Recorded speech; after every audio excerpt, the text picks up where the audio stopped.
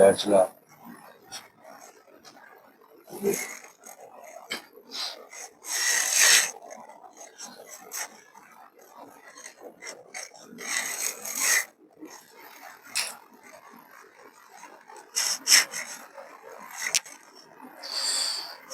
الحمد لله رب العالمين،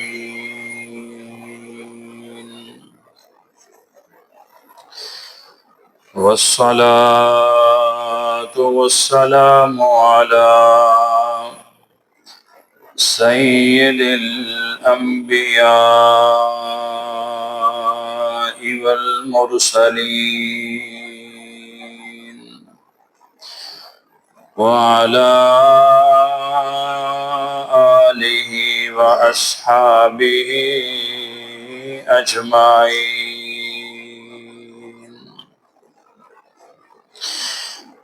أما بعد، فأعوذ بالله من الشيطان الرجيم. بسم الله الرحمن الرحيم.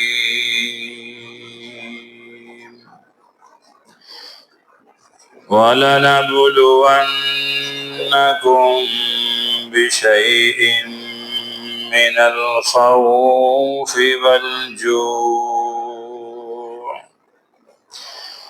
وَالْجُوعِ وَنَقْصٍ مِّنَ الْأَمْوَالِ وَالْأَنفُسِ وَالثَّمَرَاتِ، وَبَشِّرِ الصَّابِرِينَ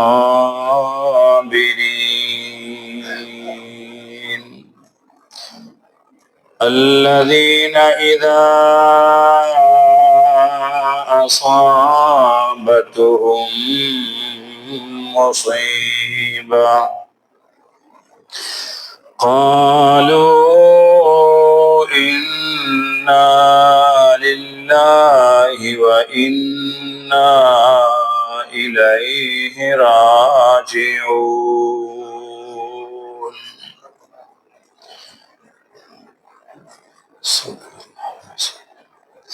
إِنَّ اللَّهَ وَمَلَائِكَتَهُ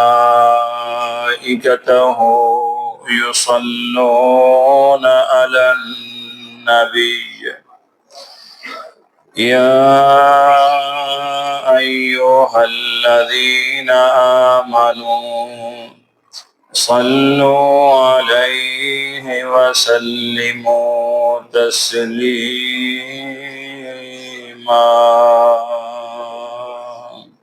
درود پاک پڑھیے.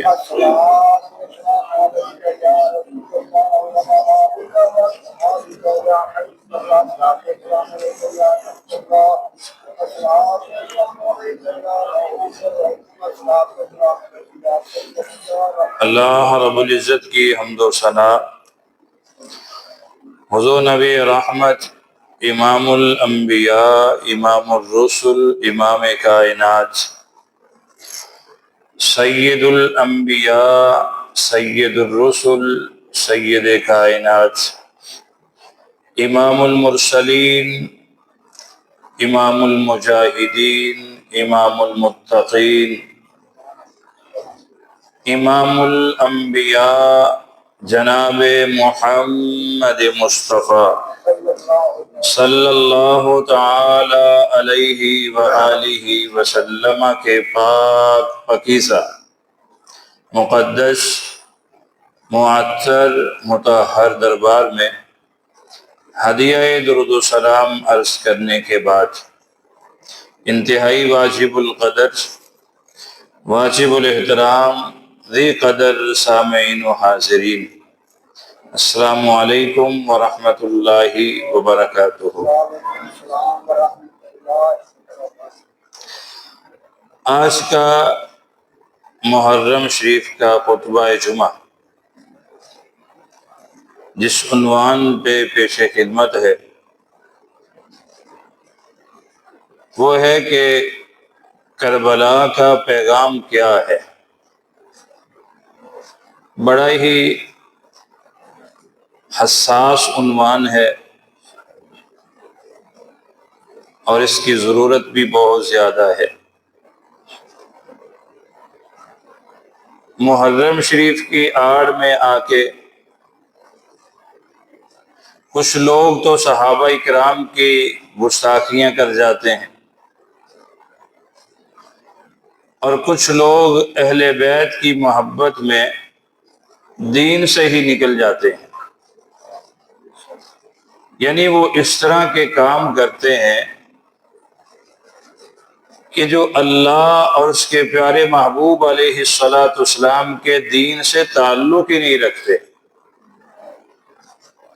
اور وہ سمجھتے ہیں کہ ہم حضور کی آل کی محبت میں یہ کام کر رہے ہیں، جبکہ حضور کی آل کا یہ پیغام بولیے نہیں ہے۔ تو آج کے اس درس میں، آج کے اس جمعہ میں ہم نے یہ پڑھنا اور سننا ہے کہ کربلا کا پیغام کیا ہے۔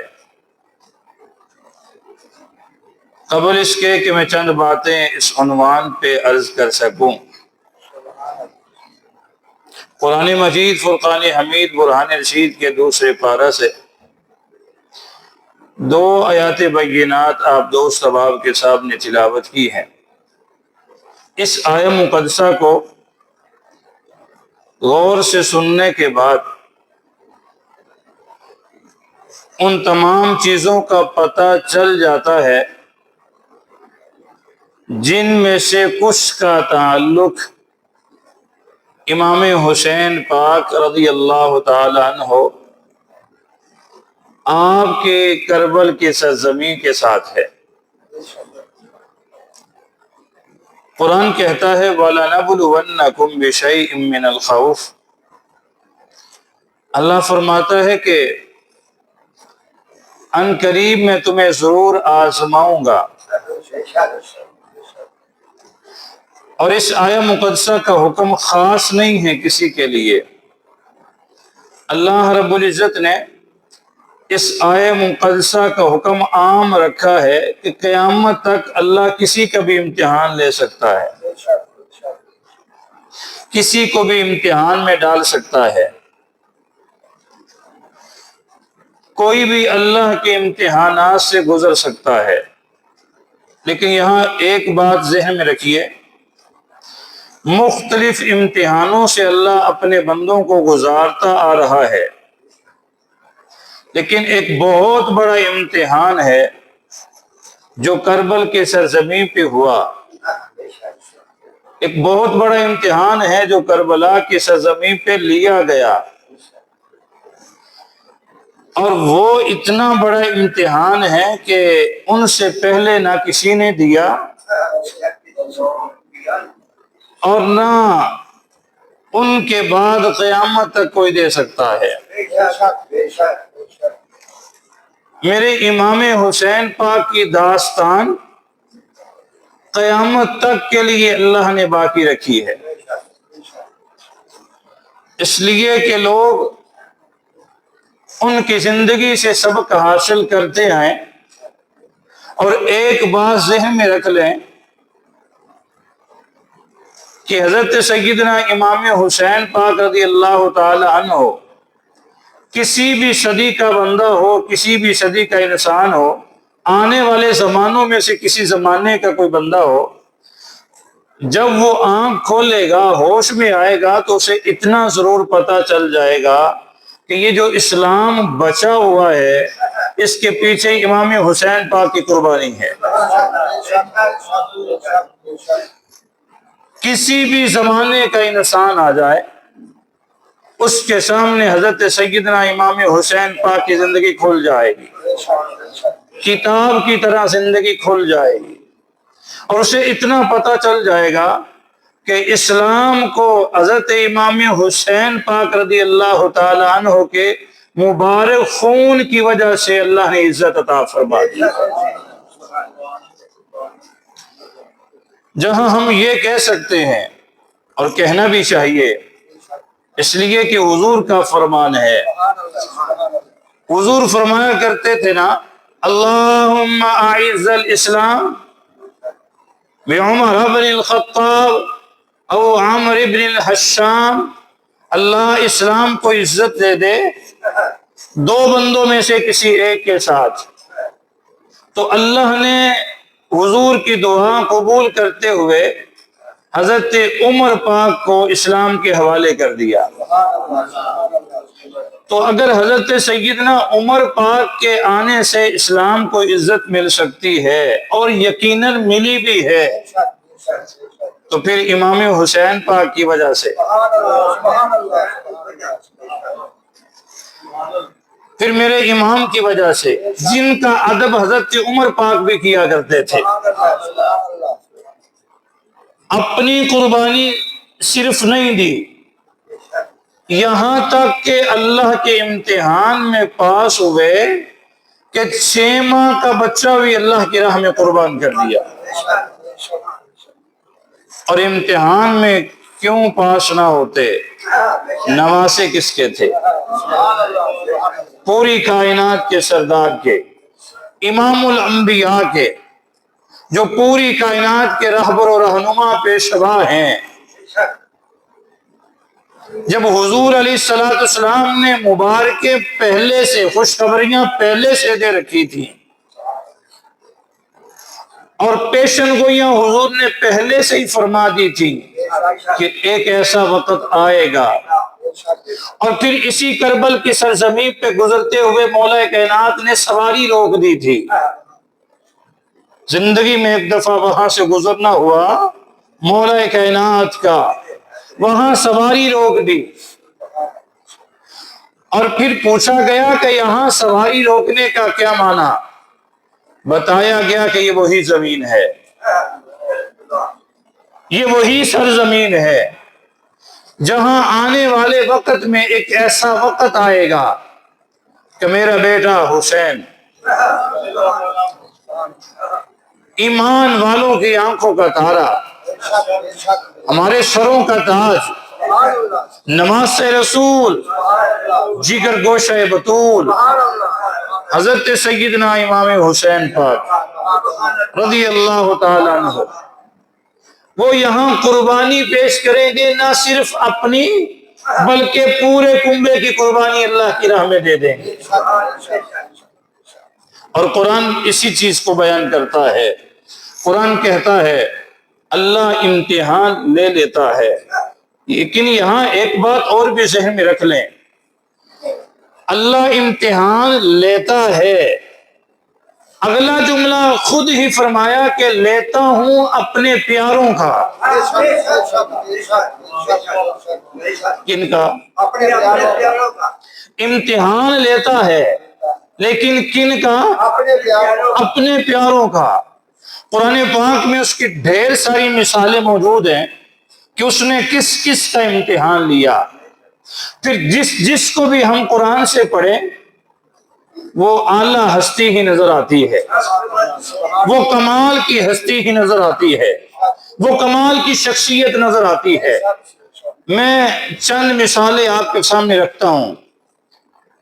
حضرت سیدنا جناب نوح علیہ السلام، آپ کے اوپر امتحان آیا کہ آپ کی قوم میں سے اکثر نے آپ کو مانا ہی نہیں. جب اپنی قوم میں سے آدھی سے زیادہ قوم اللہ کے نبی، اللہ کے رسول، اولو العزم پیغمبر کو تسلیم نہ کرے، پریشانی ہوتی ہے یا نہیں؟ بول نہیں رہے. اللہ کے نبی جناب نوح علیہ السلام کو امتحان سے گزارا گیا. قرآن کہتا ہے اللہ کے امتحان میں پاس ہوئے. حضرت ابراہیم علیہ السلام کو اللہ نے امتحانات سے گزارا. امتحانات کی تعداد 30 ہے اور ایک سے بڑھ کر ایک امتحان ہے. 30 امتحانوں میں سے اللہ نے گزارا، ہر امتحان میں کامیاب ہوئے. اور پھر اپنے دور کا یہ سب سے بڑا امتحان تھا کہ بیٹے کی قربانی دینے کے لیے تیار ہو گئے. اپنے دور کا یہ سب سے بڑا امتحان تھا کہ آگ میں جانے کے لیے تیار ہو گئے۔ اپنے دور کا یہ سب سے بڑا امتحان تھا کہ 92 سال کی عمر میں ایک بچہ اللہ نے دیا ہے جناب اسماعیل، اسے جنگل میں چھوڑنے کے لیے تیار ہو گئے۔ ایک سے بڑھ کے ایک امتحان ہے۔ قرآن کہتا ہے اللہ کے امتحانوں میں پاس ہوئے۔ جناب موسیٰ کلیم اللہ علیہ السلام، ان کا دور آتا ہے، اللہ امتحانات سے گزارتا ہے، گزرتے ہیں امتحانات میں سے، قرآن کہتا ہے پاس ہوئے۔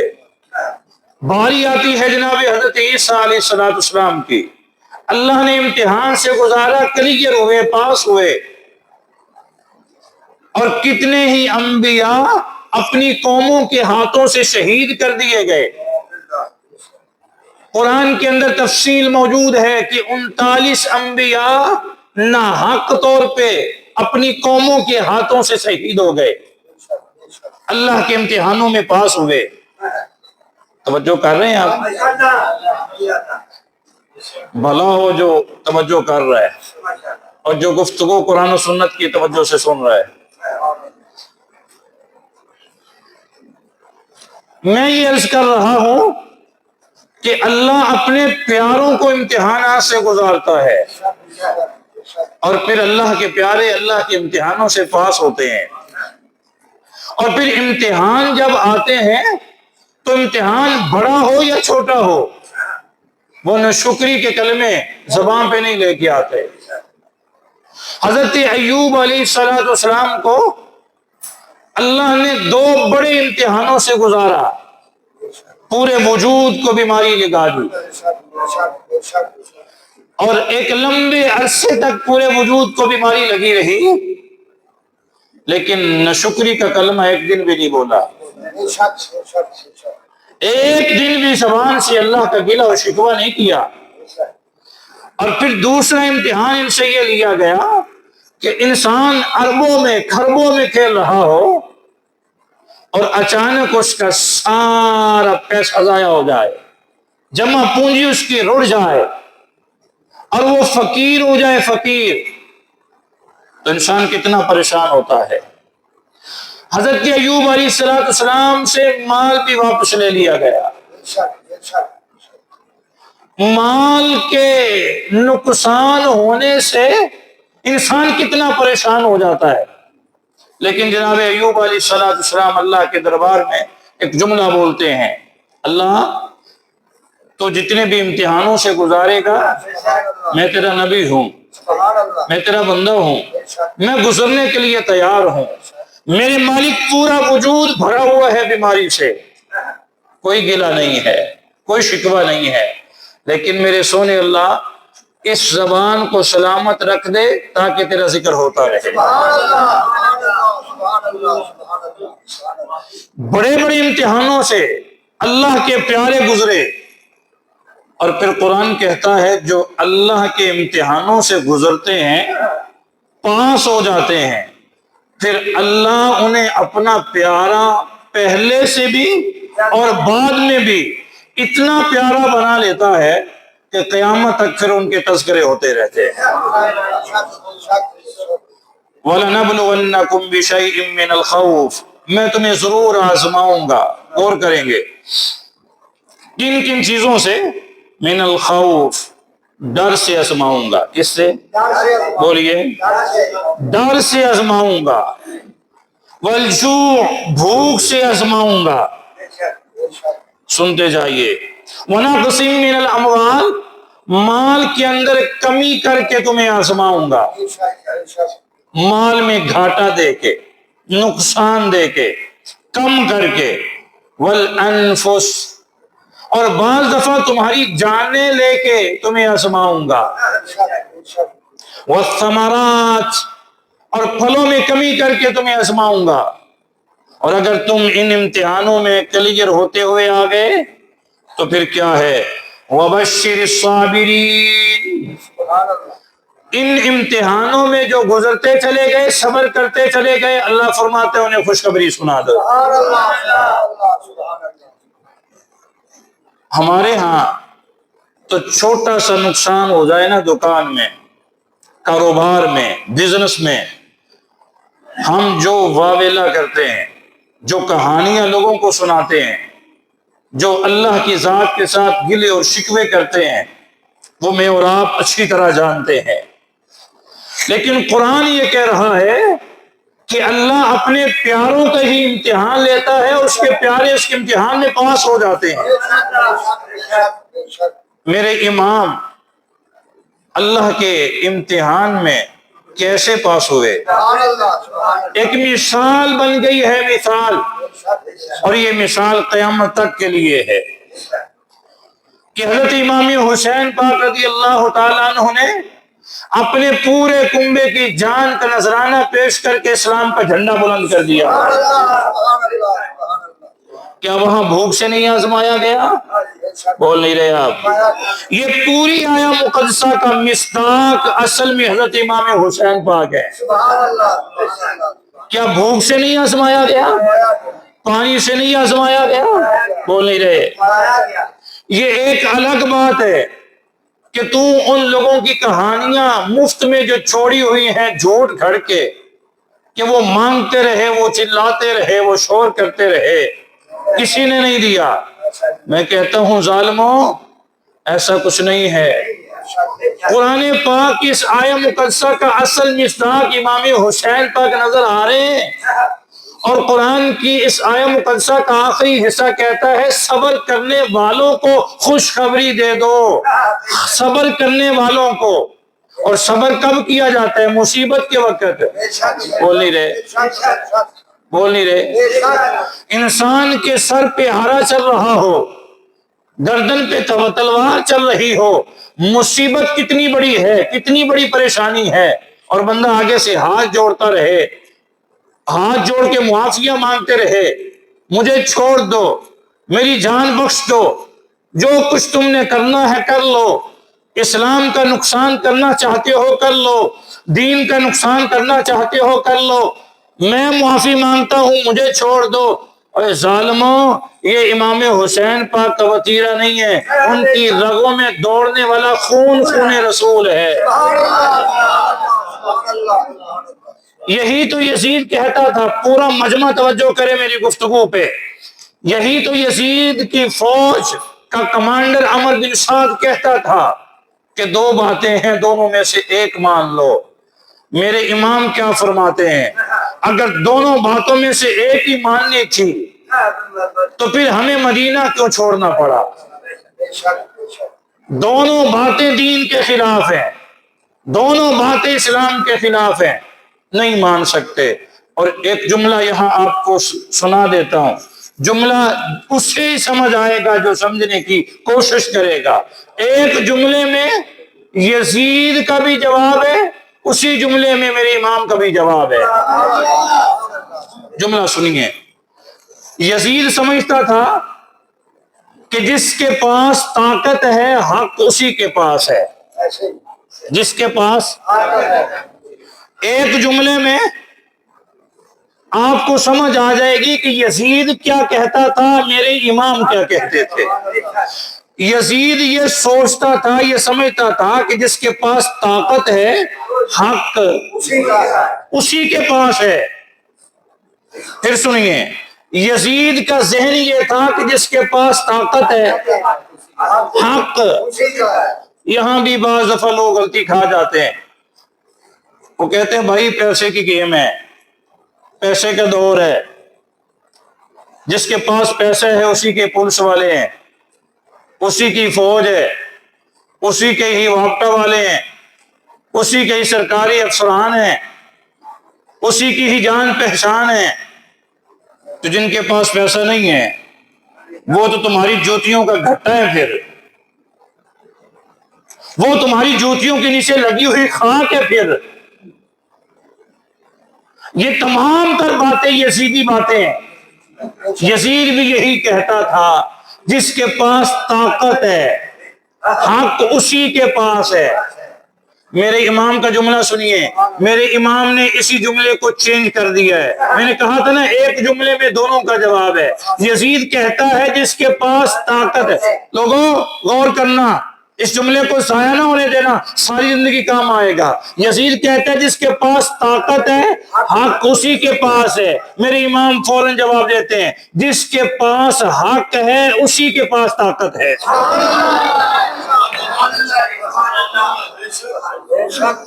سلامت رہو جو سن رہے ہو، اور جو نہیں نہ سن رہے وہ بھی سلامت رہے، جنہوں نے میرے امام کا پیغام ہی غور سے سننا۔ کیا فائدہ ہے جمعے میں آنے کا؟ یزید کہتا ہے جس کے پاس طاقت ہے حق اسی کے پاس ہے۔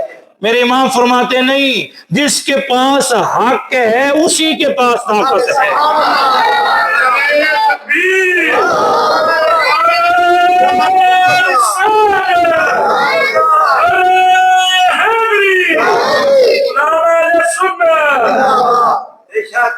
جس کے پاس حق ہے اسی کے پاس طاقت ہے۔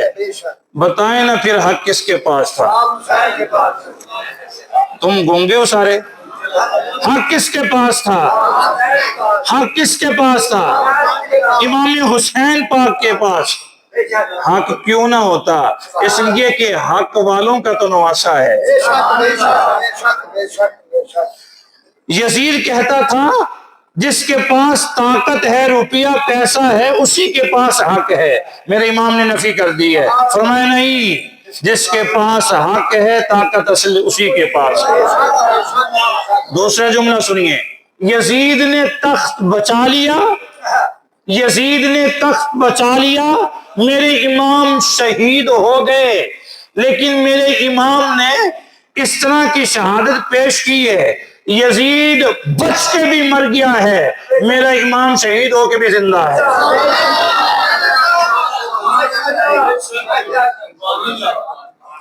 بولو گے تو تمہارا فائدہ ہے۔ یزید بچ کے بھی مر گیا ہے، لیکن میرا امام شہید ہو کے بھی زندہ ہے۔ اسلام زندہ ہوتا ہے ہر کربلا کے بعد، اور ایسے زندہ ہے قرآن نے تو اخیری کر دی ہے، قرآن کا چوتھا پارہ ہے۔ اور کبھی تم نے قاتل کے بارے میں بھی سنا کہ جس نے ہزاروں مسلمانوں کی جانیں لی ہوں، کہ قرآن نے کہا ہو کہ قاتل بھی زندہ ہے؟ قرآن نے نفی کی ہے، قرآن کہتا ہے شہید زندہ ہے۔ چوتھا پارہ ہے قرآن کا، وَلَا تَحْسَبَنَّ الَّذِينَ قُتِلُوا فِي سَبِيلِ اللَّهِ أَمْوَاتًا بَلْ أَحْيَاءٌ عِندَ رَبِّهِمْ يُرْزَقُونَ۔ ترجمہ کیا ہے؟ اللہ فرماتے ہیں جو میری راہ میں مارے جائیں، گمان بھی نہ کرنا، گمان بھی نہ کرنا کہ وہ مر گئے ہیں، گمان بھی نہ کرنا، سوچنا بھی نہ کہ وہ مر گئے ہیں۔ اگر تم نے سوچ بھی لیا تم بھٹک جاؤ گے قرآن والے راستے سے، تم نے سوچنا بھی نہیں ہے۔ اس لیے جو میری راہ میں جان دیتے ہیں، ہم ان کو شہید کا رتبہ عطا کرنے کے بعد پھر اپنے قرآن میں اعلان کرتے ہیں بل احیاء، وہ زندہ بھی ہے، یرزقون، اپنے رب کے پاس رزق بھی حاصل کر رہے ہیں۔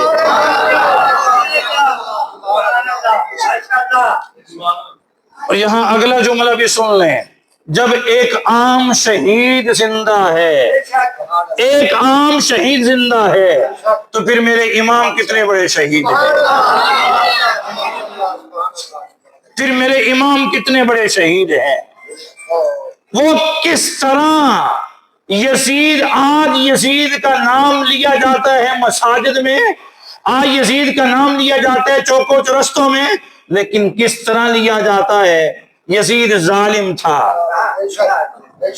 دھوکے باز تھا، فراڈیا تھا، یزید ظلم کرنے والا تھا، اور ممبروں پہ میرے امام کا نام لیا جاتا ہے۔ وہ میں قربان جاؤں، میرے امام کا جب نام آتا ہے تو ادب کے لیے نظریں جھک جاتی ہیں، میرے امام نے اس طرح کی شہادت پائی ہے۔ غور کرنا، کربلا کا پیغام کیا ہے؟ پہلا پیغام میں پیش کر چکا ہوں، لوگوں طاقت کے ہوتے ہوئے حق تلاش نہ کرنا، حق کے ہوتے ہوئے طاقت تلاش کرنا۔ پہلا پیغام میرے امام کا یہ ہے، جس کے پاس طاقت ہے اس کے پاس حق نہیں ہے، جس کے پاس حق ہے اسی کے پاس طاقت ہے۔ یہ پہلا پیغام ہے۔ اور دوسرا پیغام میرے امام کا یہ ہے، یہ کربل کی سرزمین لگی ہوئی ہے، ایک شخص آتا ہے نوجوان، اپنے گھوڑے پہ بیٹھ کے اپنے گھوڑے کو یوں سٹک لگاتا ہے، بھاگتا ہوا گھوڑا امام حسین پاک کے لشکر میں آ جاتا ہے۔ میرے امام دیکھتے ہیں یہ آنے والا نوجوان تو اور ہے، کون ہے؟ فرمایا کیسے آنا ہوا؟ غور کرنا۔ اس نے کہا سمجھ آ گئی ہے کہ حق آپ کے ساتھ ہے۔ نہیں بول رہے، جو بولے ہیں اللہ سلامت رکھے۔ سمجھ آ گئی ہے، اس کا مطلب یہ ہے کہ دشمن کی صفوں سے اگر کوئی بندہ نکل کے آئے اور دشمنوں کی صفوں میں کھڑے ہوتے ہوتے بھی جسے سمجھ وہ دینا چاہے، جسے وہ سمجھ دینا چاہے، اور قرآن میرے محبوب علیہ السلام کے سینہ اطہر پہ نازل ہوتا ہے، قرآن میرے محبوب کے سینہ اطہر پہ نازل ہوتا ہے۔ اللہ کیا فرماتا ہے؟ میں جس کے ساتھ بھلائی کا ارادہ کرتا ہوں، اور حدیث کا جملہ بھی یہی ہے، من یرید اللہ بہ خیرا یفقہہ فی الدین، جس کے ساتھ اللہ بھلائی کا ارادہ کر لیتا ہے اسے دین کی سمجھ عطا کر دیتا ہے۔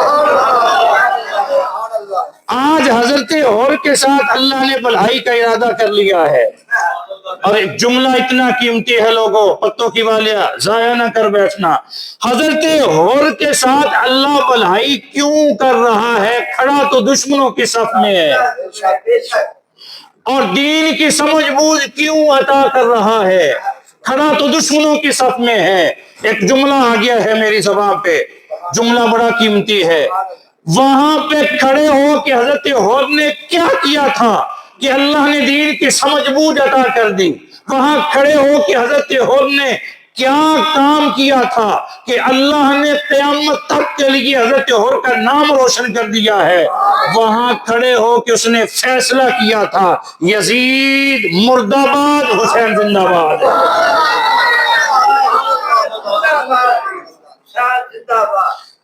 اس کا مطلب ہے دشمنوں کی صفوں میں بھی بندہ کھڑا ہو اور وہاں پہ بھی پتہ چل جائے، اور وہاں پہ کھڑے ہوتے ہوئے میرے امام کی عظمت کا پتہ چل جائے، میرے امام کی شان کا پتہ چل جائے، اور مرد آباد کہتے ہوئے یزیدی فوجوں کو گھوڑا دوڑا کے میرے امام کے قدموں پہ آ کے سر رکھ دے اور کہے آج بھی اسلام زندہ باد ہے، کل بھی اسلام زندہ باد ہے۔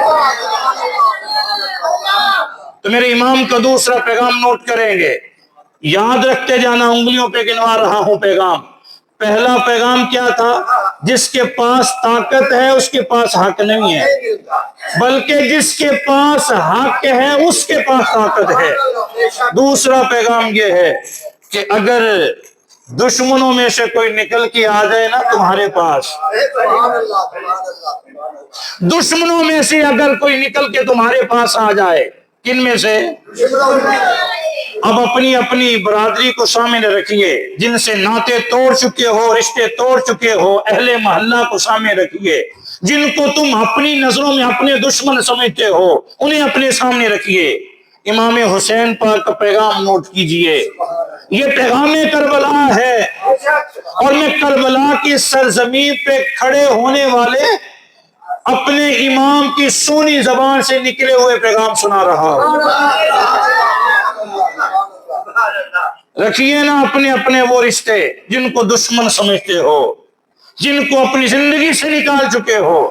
یہاں دشمنوں کی صف سے آنے والا حضرت ہور امام حسین پاک کے قدموں پہ آیا ہے۔ میرے امام پیغام دیتے ہیں اپنے نانا کی امت کو، اگر کوئی آ جائے تیرے پاس تو سکا باپ چل کے آیا ہے تو نے اسے معاف نہیں کیا، تیرے پاس سکی ماں چل کے آئی ہے تو نے اسے بھی دھکے دے دیے ہیں، تیرے پاس سکا بھائی آیا ہے تو نے اسے بھی دھکے دے دیے ہیں، تیرے پاس قریبی رشتے دار آئے ہیں تو نے انہیں بھی گھاس نہیں ڈالی۔ لیکن میرے امام کیا فرماتے ہیں، اگر کوئی دشمنوں کے صفوں سے نکل کے آ جائے اور آ کے تمہیں تسلیم کر لے، حق کو تسلیم کر لے، کس کو؟ اس نے کس کو تسلیم کیا تھا؟ بول نہیں رہے، اس لیے کہ حق میرے امام کے ساتھ ہے۔ اور میرے محبوب کا پیچھے جملہ کیا ہے، غور کرنا۔ اچھا اس دفعہ تم خاموش رہنا، ذرا بلند آواز سے تمہاری آواز آئے۔ میرے محبوب کیا فرماتے ہیں؟ ایک دن حضور تشریف فرما تھے، میں اپنے امام کے پیارے ابا جان کی شان میں ایک جملہ دینے لگا ہوں، جن کی ابا جان کی شان میں میرے محبوب یہ فرما رہے ہیں، اللہ نے ان کو کس طرح کا بیٹا، کیسا خوبصورت بیٹا، کس طرح کا حسین بیٹا عطا فرمایا ہے۔ بابا کی شان یہ ہے، میرے محبوب فرماتے ہیں علی جدھر جدھر جائے گا حق ادھر ادھر جائے گا۔ نہیں بولے تم، علی جدھر جدھر جائے، تم ہی بول لو، علی جدھر جدھر جائے گا حق ادھر ادھر جائے گا۔ تو جن کے بابا کے ساتھ حق چلتا ہے ساتھ ساتھ، ہائے، جن کے بابا کے ساتھ حق چلتا ہے قدم بقدم، قدم بقدم حق چلتا ہے ساتھ ساتھ۔ اور یہ زبان میری نہیں ہے، اس لیے کہ یہ ممبر ہے، یہاں کسی کی زبان نہیں چل سکتی۔ ایک جملہ پھر قرآن سے دیتا ہوں، یہاں زبان مبارک چلے گی تو پوری کائنات کے سردار کی چلے گی۔ میرے محبوب فرما رہے ہیں، پوری کائنات کے سردار فرما رہے ہیں، جدھر علی جائے گا حق پیچھے پیچھے جائے گا، جس طرف علی قدم اٹھائیں گے حق اسی طرف پیچھے پیچھے چلے گا۔ جن کے ابا جان کے پیچھے پیچھے حق چلتا ہے، وہ میں قربان جاؤں وہی حق بیٹوں کے ساتھ ساتھ بھی چلتا ہے۔ وہی میرے امام فرماتے ہیں، دوسرا پیغام دے رہے ہیں، غور کرنا، آج موضوع کمپلیٹ نہیں ہوا، ایک ہی بات کر چکا، توجہ۔ میرے امام دوسرا پیغام دیتے، اگر کوئی آ جائے، اور تمہیں پیغام دوں، اگر بھائی آ جائے، آ کے کنڈا کھڑکا دے، بس اتنا کافی نہیں تھا کہ وہ آگے، پتوں کے والے بول نہیں رہا، تو اتنا کافی نہیں تھا کہ وہ آگے، اب تانے دینا، باتیں سنانا، ماضی رکھ کے اس کے منہ پہ مارنا، اور ماضی کے اندر ہوئی باتیں، ہوئی لڑائی اس کے سامنے رکھنا، یہ کوئی پیچھے رہ گیا تھا، اس کا آ جانا ہی کافی تھا۔ وہ ایک بھائی سکی بہن کو اعتکاف اٹھانے کے لیے چلا گیا، اس چیز کی گفتگو سن کے میرے مجمع میں، جمعے کے مجمع میں بیٹھا ہوا تھا، رمضان چل رہا تھا، اور جیسے ہی اسے سمجھ آئی کہ دین یہ ہے، میرے نبی یہ فرماتے ہیں، بہن کو اعتکاف سے اٹھانے کے لیے گیا تو بہن کو کہتا ہے نہ تو بات کرنا نہ میں کروں گا، نہ تو پچھلی دہرانا نہ میں پچھلی دہراؤں گا، ہم دونوں بہن بھائی ہیں، ایک ہی ماں کے رحم سے پیدا ہوئے ہیں، آج کے بعد ہم اگلی سوچیں گے، پچھلی کو رفع دفع کرتے ہیں، آج کے بعد ہم پہلے کی طرح ہیں جب ہم ماں باپ کی موجودگی میں جیسے رہا کرتے تھے۔ آج اگر تیرے پاس کوئی آ جائے تو اتنا کافی نہیں کہ وہ آ گیا ہے۔ میرے امام فرماتے اگر کوئی آ جائے تو پھر اسے سینے سے لگا لینا۔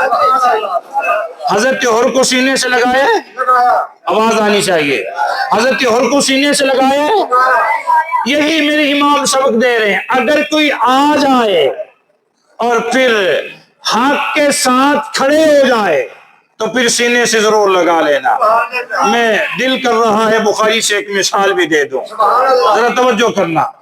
میرے امام آج سبق دے رہے ہیں امت کو کربل کی سرزمین پہ کھڑے ہو کے، بخاری کی روایت ہے، مکہ کی تاریخ ہے، 8 ہجری کا دن ہے، مکہ فتح ہو چکا ہے، میرے محبوب نے عام اعلان فرما دیا ہے، جو ابو سفیان کے گھر چلا جائے معاف کر دو، جو آگے لگ کے بھاگ جائے چھوڑ دو، بیماروں کو کچھ نہیں کہنا، عورتوں کو کچھ نہیں کہنا، بچوں کو کچھ نہیں کہنا۔ صحابی کہتے ہیں حضور پھر کہنا کس کو ہے؟ میرے محبوب فرماتے ہیں بس یوں سمجھ لو کہ کسی کو کچھ نہیں کہنا۔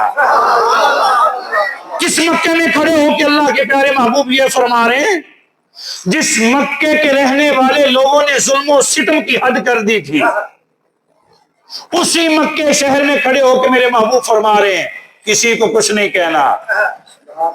اور جہاں حضور نے یہ اعلان فرمایا کہ کسی کو کچھ نہیں کہنا، وہاں حضور نے چند لوگوں کے بارے میں آرڈر دے دیا، وہ جہاں ملے قتل کر دینا، وہ جہاں ملے قتل کر دینا، وہ جہاں ملے قتل کر دینا۔ ان میں سے ایک کا نام تھا حضرت اکرمہ، بیٹا کس کا ہے؟ ابو جہل کا، عمر بن حشام جس کا اصل نام ہے، جسے مکے کے لوگ ابو الحکم کہتے تھے۔ کیا؟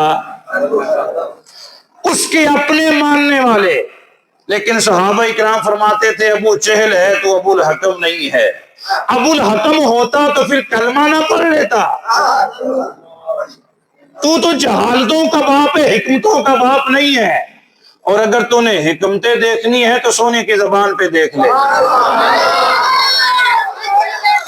اور کرنا، حضور نے آرڈر دے دیے کچھ لوگوں کے بارے میں کہ انہوں نے تو ستانے کی حد کر دی ہے، یہ جہاں ملے قتل کر دینا۔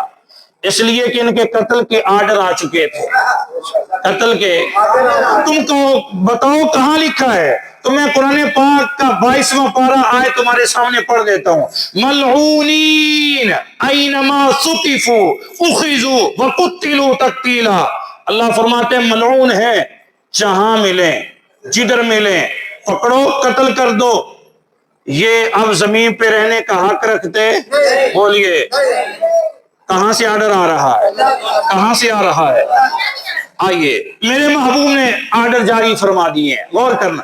اب یہ آیا مقدسہ عام ہے قیامت تک کے لیے، اس لیے کہ ریکارڈنگ ہو رہی ہے، پتہ نہیں کس کس نے یہ پیغام سننا ہے، تاکہ میں ساتھ ہی واضح کر دوں یہ آیا مقدسہ سپیشل اکرمہ کے لیے نہیں تھی، یہ آیا مقدسہ مکے کے کافروں کے لیے سپیشل نہیں تھی، قیامت تک آنے والے سارے فرعونوں کے لیے۔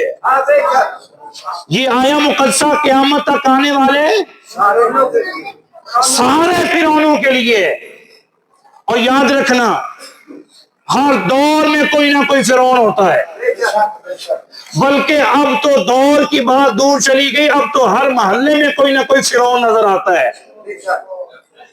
کوئی بہنوں کا حق مار کے فرعون بنا ہوا ہے، کوئی بھائیوں کا حق مار کے فرعون بنا ہوا ہے، کوئی غریبوں کو ستا کے پریشان ہو کر کے حق مار کے ان کے سامنے اپنی زبان دراز کر کے فرعون بنا ہوا ہے۔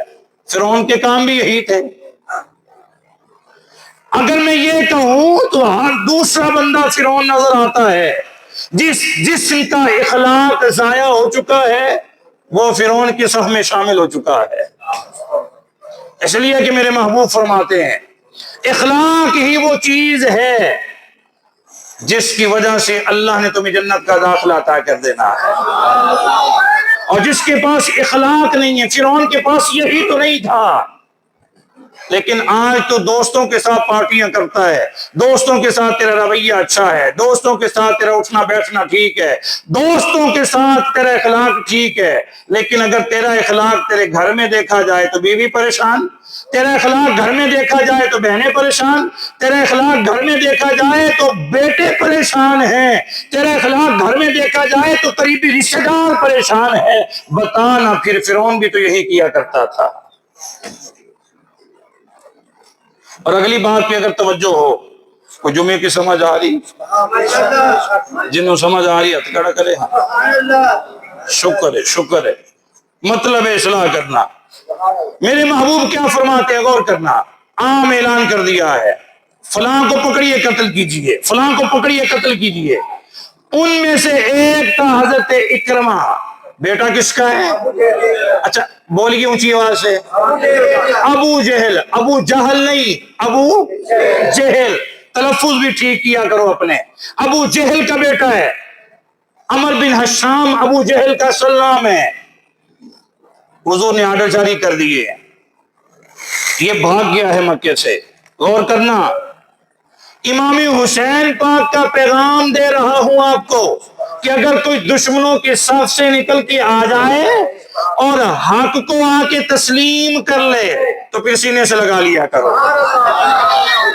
ابھی دیکھنا جس کے خلاف قتل کی آرڈر جاری ہو گئے ہیں وہ کس طرح حضور کے سینے سے لگے گا. غور کرنا، آرڈر جاری ہو گئے ہیں، اسے پتا چل گیا وارنٹ جاری ہے، بھاگ گیا ہے مکے سے. حضرت اکرمہ کی بیوی پردہ کر کے حضور کے پاس آتی ہیں اور آ کے سوال کرتی ہیں، حضور اگر کوئی تمہارا نافرمان، ایسی بیویاں بھی ہونی چاہیے جو خامد کا اتنا تو خیال کرے نا، اگر کوئی تمہارا نافرمان تمہاری شان میں گستاخی کرنے والا، حضور اگر موڑ آئے، اگر واپس پلٹ آئے، اگر واپس کا راستہ چن لے، اختیار کر لے، تو محبوب اس کے لیے کوئی آپ کے ہاں رعایت ہے. میرے محبوب فرماتے ہیں اکرمہ کی بات کرتی ہو، اکرمہ کی بات کرتی ہو.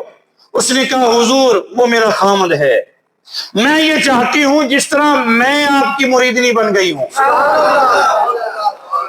جس طرح میں آپ کی غلامہ بن گئی ہوں، وہ بھی آپ کا غلام بن جائے. میرے محبوب فرماتے ہیں وہ آنا چاہتا ہے. تھوڑا سا بولیں، تھوڑا سا بولیں، تھوڑا سا بولیں ذرا، تھوڑا سا بولیں ذرا. وہ آنا چاہتا ہے؟ عرض کی حضور وہ میرے پہ چھوڑ دیں.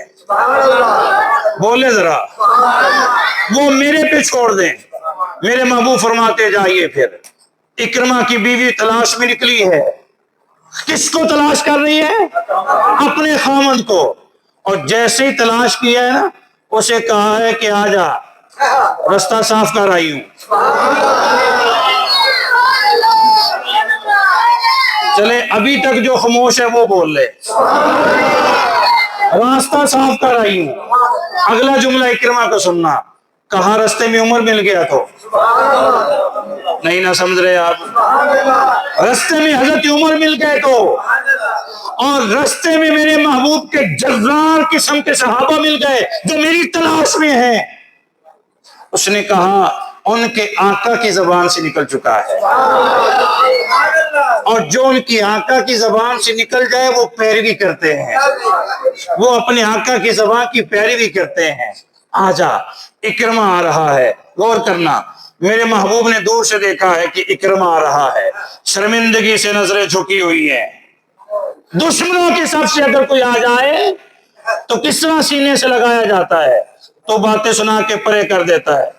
تیرے پاس 70 دفعہ بھی کوئی معافی مانگنے آئے تو دل سے معاف نہیں کرتا، اور بعد میں اگر تو معاف کر بھی دے، چند لوگوں میں سلو کر بھی لے، تو یہاں تیرے پتوں کی بھی مشہور ہے، میں نے تو سیاسی سلو کی تھی، میں نے کون سا دل والی سلو کی ہے. تیری تو سلو بھی سیاسی بن گئی ہے. اس قدر دین سے بھاگ نکلے ہم، اس قدر دین سے دور چلے گئے ہم. سلو کرنے کے بعد کہتا ہے سیاسی سلو تھی. ادھر بھی دیکھیے گا ذرا، حضرت اکرمہ آ رہے ہیں. اچھا کبھی اکرمہ کو حضرت کہا جاتا اگر نہ آتے تو؟ آج ممبروں پہ ابو جہل کے بیٹے کو حضرت اکرمہ رضی اللہ تعالیٰ عنہ کہا جا رہا ہے. ایک جملے پہ جواب آپ کی طرف سے آنا چاہیے، کیوں؟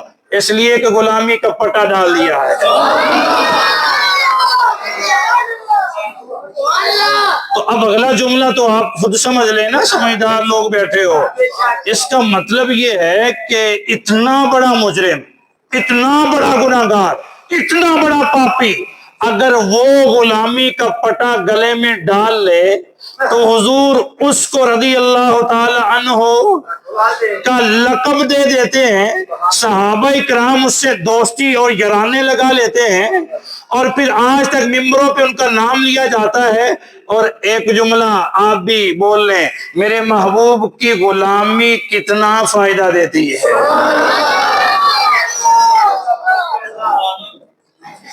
میرے محبوب کی غلامی کتنا فائدہ دیتی ہے۔ غلامی فائدہ دینے پہ آئی ہے تو ابو جہل کے بیٹے کو دے دیا ہے۔ واپس آ رہا ہے حضور کے دربار کی طرف۔ حضور کے پاس نا حضور کے یار بیٹھے ہوئے تھے، توجہ نہ ٹوٹنے پائے، حضور کے یار بیٹھے ہوئے تھے۔ میرے محبوب فرماتے ہیں اکرمہ آ رہا ہے، میرے صحابہ اس کے باپ کو برا بھلا اس کے سامنے نہ کہنا۔ بخاری کا جملہ دے رہا ہوں، اپنے محبوب کی سونی زبان سے نکلا ہوا۔ حالانکہ ابو جہل کتنا بڑا دشمن ہے، اس امت کا فرعون کہا گیا ہے قرآن کی نظر میں ابو جہل کو، کتنا بڑا دشمن ہے۔ لیکن میرے محبوب کیا فرماتے ہیں، اکرمہ آ رہا ہے، اس کے سامنے اس کے باپ کو برا بلا نہ کہنا۔ صحابہ عرض کرتے ہیں حضور کیوں؟ جواب سنیے، حضور فرماتے ہیں اس لیے کہ مردوں کو کن کو؟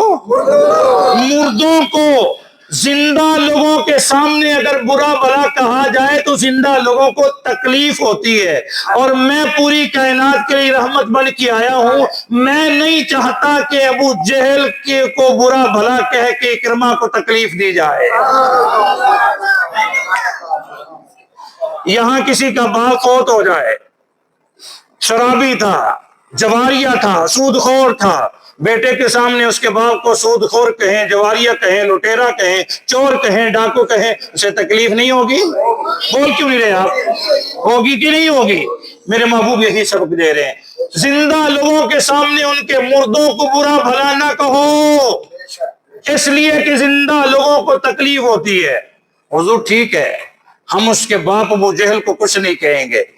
اکرمہ قریب آ گیا ہے، میرے محبوب کا کلمہ پڑھ لیا ہے، وہ جس کے خلاف آرڈر جاری ہو چکے تھے حضور کا کلمہ پڑھ لیا ہے، مرید بن چکا ہے۔ صحابہ کرام جب بلاتے نا اکرمہ بن ابو جہل کہہ کے بلاتے، اسلام لانے کے بعد اکرمہ بن ابو جہل، اکرمہ بن دل دکھ جاتا۔ آ کے عرض کی حضور اپنے یاروں کو کہہ دیں کہ مجھے اکرمہ بن ابو جہل نہ کہا کریں، وہ آپ کا گستاخ تھا، امت کا فرعون ہے، مجھے اکرمہ کہا کریں، اکرمہ بن ابو جہل نہ کہا کریں۔ میرے محبوب فرماتے ہیں آج کے بعد ابو جہل نہ کہنا، اکرمہ بن ابو جہل نہ کہنا، اکرمہ کہہ کے بلایا کرو۔ وہ میں قربان جاؤں، اور میرے محبوب دشمن کے بیٹے کے خلاف وارنٹ جاری کرنے کے بعد اسے سینے سے لگا چکے ہیں۔ میرے محبوب پیغام دے رہے ہیں اگر دشمنوں کے صف سے کوئی نکل کے واپس آ جائے اور آنکھ کے حق کے ساتھ کھڑا ہو جائے تو تم سینے سے لگا لیا کرو۔ میرے امام کربل کی سرزمین پہ حضرت حر کو سینے سے لگا کے پیغام دے رہے ہیں، اور اگر کوئی آ جائے اور آ کے تمہارا بننا چاہے اور تمہارے بننے سے پہلے حق کے ساتھ کھڑا ہونا چاہے تو پھر اسے تانے نہ دینا، پھر اسے سینے سے لگا لینا، اور قیامت تک حضرت حر کی باتیں ہوتی رہیں گی، اس لیے کہ اس نے دشمنوں کی صفیں چھوڑی ہیں، میرے امام کا ساتھ دیا ہے۔ حضور ایک دن تشریف فرما تھے، غور کرنا، حضور ایک دن تشریف فرما تھے، میرے محبوب علیہ السلام نے نا 3 محفلوں میں 3 باتیں کی۔ کتنی؟ 3 محفلوں میں 3 محفلوں سے مراد ہے کہ 3 مختلف جگہوں پہ حضور نے 3 باتیں کی۔ ایک بات آج کی، ایک کچھ دنوں کے بعد کی، پھر ایک کچھ دنوں کے بعد کی، یعنی 3 مختلف جگہوں پہ حضور نے 3 خواہشیں کی۔ کیا کی؟ صحابہ موجود ہیں، میرے محبوب فرماتے ہیں میری خواہش یہ ہے کہ میرے گھر کی جو تعلیم ہے، میرے گھر کے جو پیغام ہیں وہ میرے امتی کے ہر گھر تک پہنچ جائے۔ میری یہ خواہش ہے کہ میرے گھر کے کام میرے ہر امتی کے گھر تک پہنچ جائیں۔ میرے گھر کی باتیں میرے ہر امتی کے گھر تک حضور نے خواہش کی ہے. غور کرنا، غور کرنا. حضور فرما رہے میں یہ خواہش رکھتا ہوں کہ میرے گھر کی باتیں میرے ہر امتی کے گھر تک اسی کی کہنے ہیں. گھر کی گل باہر نہ جاوے، خبردار کہنے ہیں نا، بولو نہیں. اتنے تو بیوی نے بھی ڈانٹا جاتا ہے، خبردار پیکیاں تے جا کے کوئی گل کی تھی. یعنی ہم کہتے ہیں کہ گھر کی بات باہر نہ نکلے، وہ میں قربان جاؤں. میرے محبوب کیا فرما رہے ہیں؟ میں یہ خواہش، یعنی ہم چاہتے ہیں کہ گھر کی بات باہر نہ نکلے. میرے محبوب فرما رہے ہیں میں یہ خواہش رکھتا ہوں کہ میرے گھر کی باتیں میرے امتی کے گھر تک پہنچ جائیں. آپ کو پتہ نہیں چل رہا کہ حضور یہ فرما رہے ہیں میرے نبی کے گھر کا ماحول کتنا پاکیزہ ہے، کتنا خوبصورت ماحول ہے. حضور خواہش کر رہے ہیں. ایک دن اور صحابہ کرام بیٹھے ہوئے تھے، حضور نے پھر خواہش کی. اس خواہش کو ذہن میں رکھنا. حضور فرماتے ہیں میں یہ خواہش رکھتا ہوں کہ یہ جو میرا مشن ہے، میرا مشن دین پھیلانے والا، تبلیغ کرنے والا، یہ ہر کونے پہ پہنچ جائے. خواہش کی. پھر کچھ دنوں کے بعد ایک اور خواہش کی. حضور فرماتے ہیں میں یہ خواہش رکھتا ہوں کہ میں شہید کر دیا جاؤں. کیا؟ جب آخری ٹائم آئے تو میں شہید کر دیا جاؤں. یہ تینوں خواہشیں میرے محبوب نے مختلف وقتوں پہ کی ہیں. غور کرنا. اب تینوں خواہشیں اگر میں اور آپ کرتے پوری ہوتی یا نہ ہوتی، یہ پوری کائنات کے سردار کر رہے ہیں. اللہ نے پوری کی، اور کس طریقے سے کی طریقہ سنیے. اللہ فرماتا ہے محبوب ہم آپ کی زبان سے نکلے ہوئے جملے قبول کر چکے ہیں، لیکن ہم طریقہ یوں اپنائیں گے کہ آپ کی یہ جو گھر والی خواہش ہے نا، کہ آپ کے گھر کی باتیں آپ کی امتی کے گھروں تک پہنچ جائیں. اللہ فرماتا ہے اس کام کے لیے ہم نے آپ کو پاکیزہ بیویاں دے دی ہیں. کبھی آپ کی عائشہ بیوی بیان کرے گی، کبھی آپ کی حفصہ بیوی بیان کرے گی، کبھی آپ کی زینب بیوی بیان کرے گی، کبھی آپ کی آپ کی میمونہ بیوی بیان کرے گی، کبھی آپ کی ام سلمہ بیوی بیان کرے گی. اپنے گھر کی باتیں آپ کی بیویوں کی زبانیں امت تک پہنچ جائیں گی. سچ بولنا پہنچی ہے کہ نہیں؟ آواز نہیں آئے؟ پہنچی ہے کہ نہیں؟ اس کا مطلب ہے خواہش پوری ہوئی. بولو یار. اللہ فرماتے یہ جو آپ کے مشن والی بات ہے نا، کہ آپ کا مشن کائنات کے کونے کونے پہ پہنچا ہے. محبوب ہم نے یہ بھی آپ کی خواہش قبول کر لی ہے. اس کے لیے ہم نے آپ کے یاروں کو چن لیا ہے، ابو بکر، عمر، عثمان و علی کو. ہم نے آپ کے یاروں کو، آپ کے صحابہ اکرام کو چن لیا ہے کہ وہ کائنات کے کونے کونے پہ آپ کا پیغام پہنچائیں گے. اور پتوں کی والے بول کہ میرے نبی کا پیغام پہنچا ہے کہ نہیں. تیسری خواہش اللہ فرماتا ہے میرے محبوب اپنے نواسے کی گردن پہ بوسہ دیا کرو. تم کہتے ہو نا کہ ان قریب وقت آئے کہ میں شہید کر دیا جاؤں. ہم آپ کی یہ خواہش بھی قبول کرتے ہیں. آپ کی جگہ پہ آپ کا نواسا ایک بڑی شہادت کربل کی سرزمین پہ پائے گا. ادھر نواسا شہید ہوگا، محبوب وہ شہادت آپ کی ہی کہلائے گی.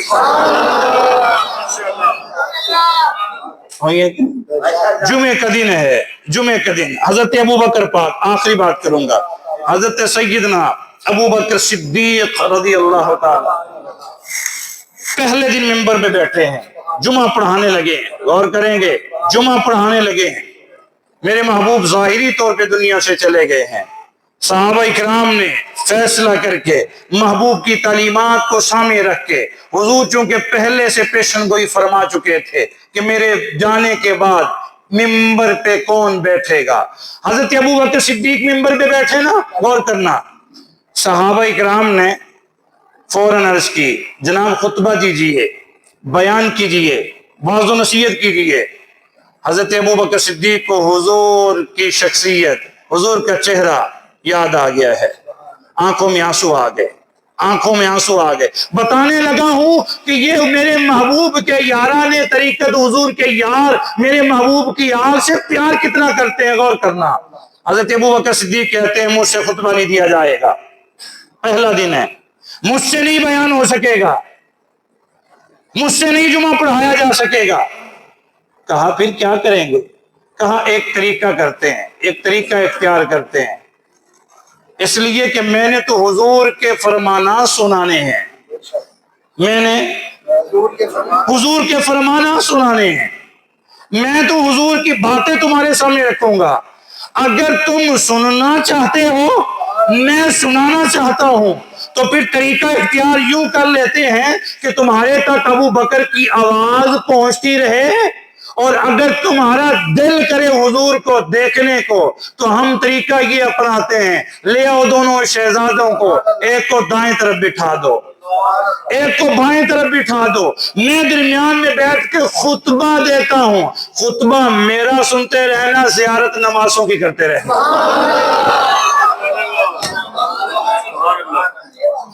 پتوں کے والے اگر تو توجہ کرے نا تو سیرت میرے محبوب کی بڑی خوبصورت ہے.